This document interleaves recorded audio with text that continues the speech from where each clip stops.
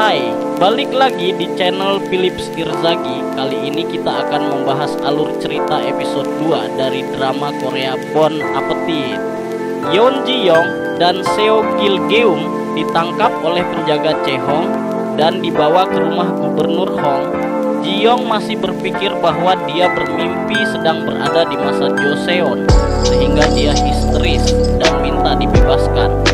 Saat para wanita sedang dipilih, Ji Young dianggap terlalu tua sehingga dia masuk ke barisan pelayan dapur. Saat sadar, dia merasa terhina karena dianggap tua. Di sana, Ji Young ditugasi memasak untuk tamu istana dan dipaksa membuat kesepakatan. Jika masakannya berhasil mengesankan tamu, mereka dibebaskan, tapi jika gagal, nyawa mereka dipertaruhkan. Ji Young menyetujui kesepakatan itu karena dia yakin akan menang. Namun saat dia melihat bahan masakan yang terbatas, Ji Young bingung. Untungnya Kil Geum mencium bau daging, sehingga ada bahan utama yang bisa digunakan. Saat dia melihat daging itu, dia menyadari bahwa tekstur dagingnya sangat keras, sehingga akan sulit untuk dimasak. Sebenarnya tujuan Song Jae datang ke rumah itu adalah untuk mengambil cucu Gubernur Hong sebagai Chehong untuk raja. Ji Young memanfaatkan pengetahuan modern untuk membuat metode sous vide sederhana guna melembutkan daging. Ini menjadi bukti keahliannya yang luar biasa.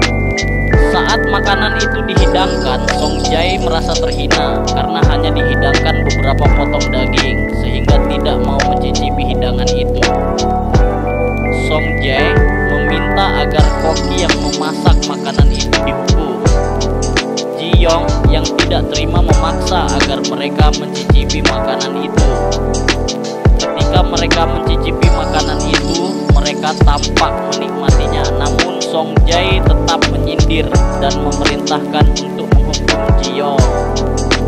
Saat Ji Young hampir dihukum mati, Raya Yi Hong datang dan mengatakan ingin mencicipi makan itu sendiri.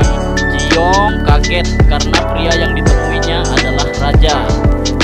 Raja Yi Hong merasa terkesan dengan rasa masakan itu dan memutuskan untuk membebaskan Ji Young dari hukuman yang akan diberikan.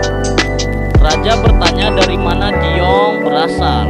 Dengan jujur, Ji Young menyatakan bahwa dia datang dari masa depan.